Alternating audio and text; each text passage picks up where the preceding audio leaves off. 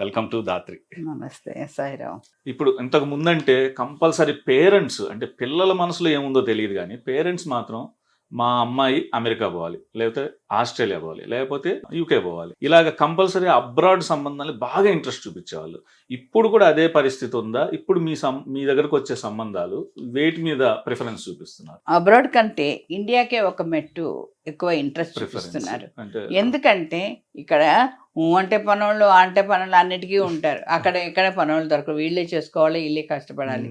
తర్వాత బయట ప్రపంచంలో అంటే కష్టం సుఖం చెప్పుకోవడానికి కూడా హస్బెండే రావాలి. తణుకులాడుకున్నా కీచులాడుకున్నా కూడా ఈ అమ్మలు ఫోన్లు చేసి గంటలు గంటలు మాట్లాడతారు. కాబట్టి దీనిలో కూడా ఒక తగవులు సృష్టించుకోవడానికి మాత్రం ఎక్కువ ఆస్కారం అనేది కనపడుతుంది, వాతావరణం క్రియేట్ అవుతుంది బాగా. దానివల్ల విడిపోవడాలు ఎక్కువైపోతున్నాయి, వాళ్ళు కలిసి ఉండడాలు తక్కువ అయిపోతున్నాయి.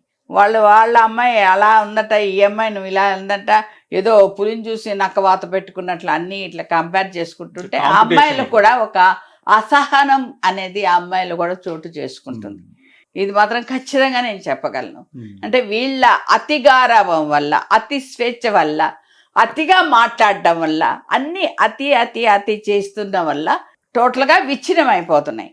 ఎందుకంటే అమ్మాయిని చదివించాం, అబ్బాయిని చదివించాం, వాళ్ళు మాట్లాడుకుంటారు, వాళ్ళు సాల్వ్ చేసుకుంటారు, వాళ్ళు కొట్టుకుంటారు, తిట్టుకుంటారు, నవ్వుకుంటారు, ఏమన్నా చేసుకుంటారు.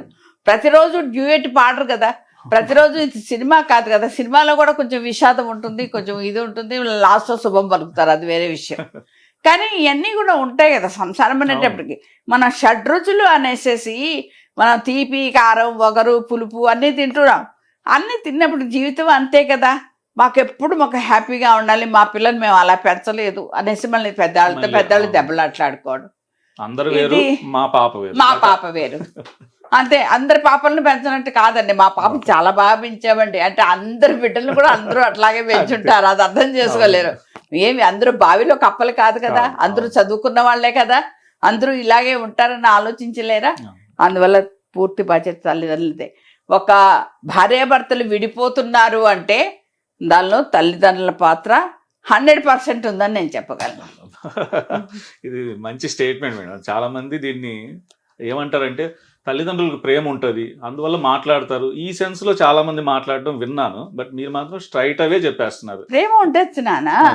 ఇప్పుడు కొట్టేటప్పుడు కొట్టాలి, పెట్టేటప్పుడు పెట్టాలి, తిట్టేటప్పుడు తిట్టాలి, ఏదైనా అన్ని సమబుద్ధిలో ఉండాలి.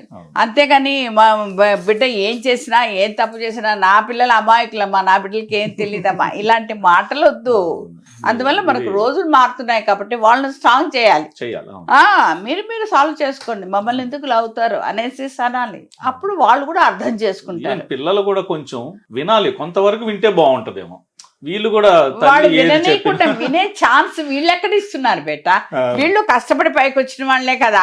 కానీ ఆయనే మర్చిపోతారు పిల్లల దగ్గరకు వచ్చేటప్పటికి. నువ్వు ఇలా చేయి, అలా చేయి, టిట్ ఫర్ టాట్, వాడు కొట్టి నువ్వు కొట్టి తిరిగి కొట్టి అనేసి మాట్లాడితే తప్పనించి కొంచెం సర్దుకుపోమ్మా, కొంచెం మౌనంగా ఉంటే నువ్వు ఏంటో విషయం తెలుస్తుంది. అందువల్ల మౌనమే అనేది ఒక పవర్ఫుల్ వెపన్ అంటుంటారు. అందువల్ల కాస్త సైలెంట్గా ఏంటి హస్బెండ్ మెంటాలిటీ ఎందుకు చిరుబుర్లాడుతున్నారు, ఆఫీస్లో ఏం జరిగింది, అట్లాంటివి కొన్ని ఆలోచించుకో. తర్వాత ఈ విషయం నిదానంగా అప్పుడే గొడవ పెట్టుకోవడం, అప్పుడే తడుకోవడం, అప్పుడే బట్టలు తీసుకొని బ్యాగ్ పట్టుకొని సర్దుకొని వెళ్ళిపోవడం, ఇలా అయిపోతే ఇంకేంటి జీవితాలు?